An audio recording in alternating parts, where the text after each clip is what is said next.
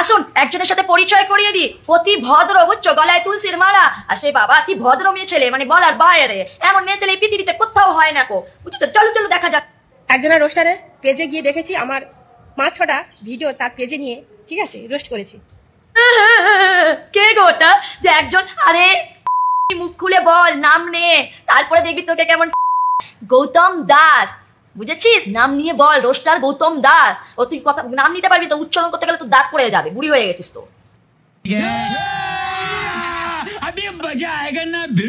তা আগে আমি বলি, ভিডিওটা দেখতে থাকো ভাই, মজা আসবে। তুই তো বিদেশে কাজ করছিস, তোর ঘরে নাকি বউ সন্তান সব তো রেখে নাকি বিদেশে কাজ করছিস।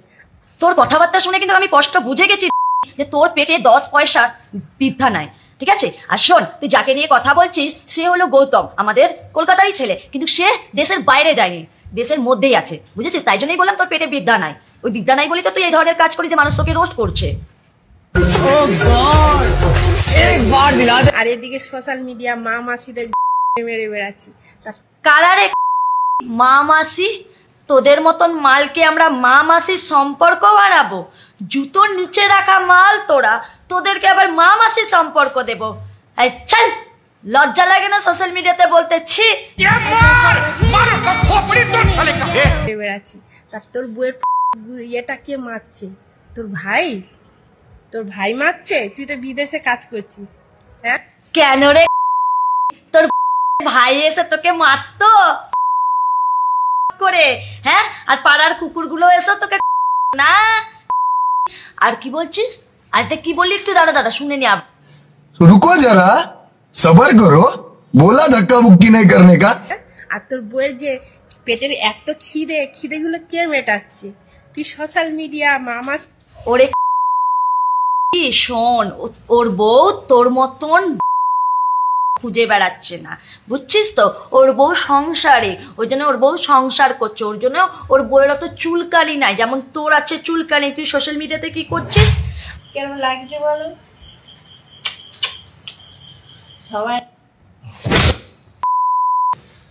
আর ওর বউয়ের খিদা মেটানোর জন্য না, ওর যা ক্ষমতা আছে না, তোর তার 1 ভাগও ক্ষমতা নাই, বুঝেছিস। কারণ আমার সোশ্যাল মিডিয়াতেই তুই কাপড় জামা খুলে নোংরামো করতে পারবি 2 টাকার জন্য, বুঝেছিস। সাবাস! তুই সোশ্যাল মিডিয়া মামাসিদের টপ হ্যাঁ ঝেঁটা ঢুকিয়ে দিবি, জুতো ঢুকিয়ে দিবি, তো দমা চায় আমার এই তলায় তোকে ঢুকিয়ে রাখবো। চলে না রে, তোদেরকে ঝাঁটা জুতো নয়, ফুল চন্দন দেবো। আর শোন, তোর ওই ভিতরে এত বড় হয়ে গেছে যে ও ঢুকে যাবে, মানে তুই কতজনের নিয়েছিস যে তোর এত বড় হয়ে গেছে যে গৌতমের মতন এত হাট্টা খাট্টা মানুষ ঢুকে যাবে? ভাই মানতে হবে রে, তুই কত নম্বর নিয়েছিস রে? তোর কত বড় দম আছে দেখি, আর তোর শরীরে কত ঘি আছে দেখি, ঝর্ণা ঘি। চলা দেখি শালা ছুলে উঠতে পারবি কি না তাই নেই ঠিক। তুই শোন রে, আমাদের পশ্চিমবঙ্গের যদি রয়্যাল টাইগার গুলো জেগে যায় না, তোর এত করবে না, পুরো হাওড়া ব্রিজ যাবে, বুঝছিস তো। শুধু আমাদের রয়্যাল টাইগার গুলো একটু জাগুক না, তোদের পাড়ারও কিছু রয়্যাল টাইগার আছে, এখনো দেখতে পাচ্ছিস না। যেদিন ওরা জাগবে না, তোদের মতো এমন সোশ্যাল মিডিয়া খোলার আগে ভাববি 10 বার, বুঝছিস তো। নির্লজ্জ ছোট লোক মেয়ে।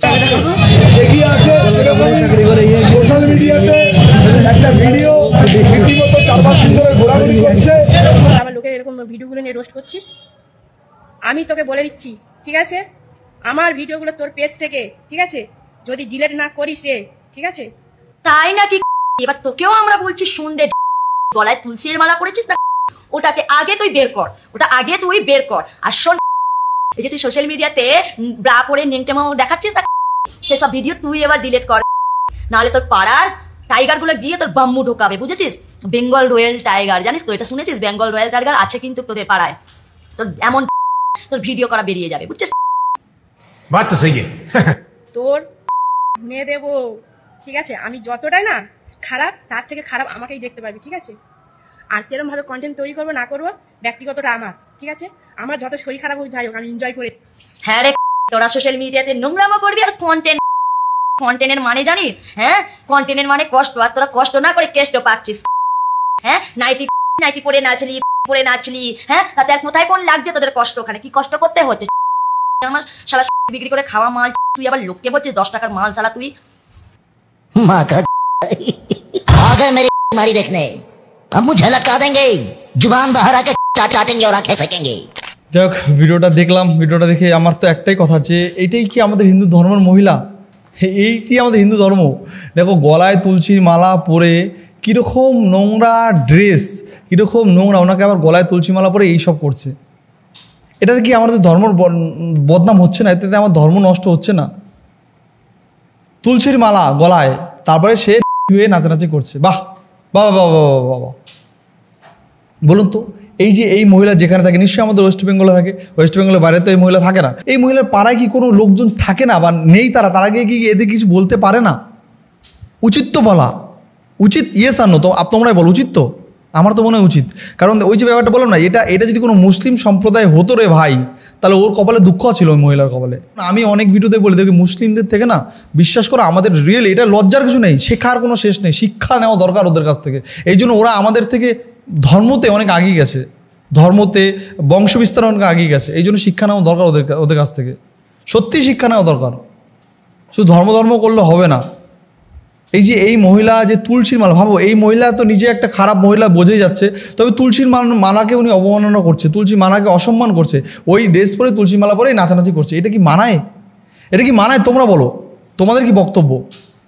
আজকে এই বিষয় নিয়ে কিন্তু আমাদের হিন্দু ভাইরা বা আমাদের ওই ওনার যেখানে বাড়ি এইখানকার কোনো হিন্দু ছেলেরা কিছু বলবে না, কারণ তারা তো জানবে কি আমি কেন বলতে যাব, উনি করছে, উনি যা করে করুক, আমার কি যায় আসে।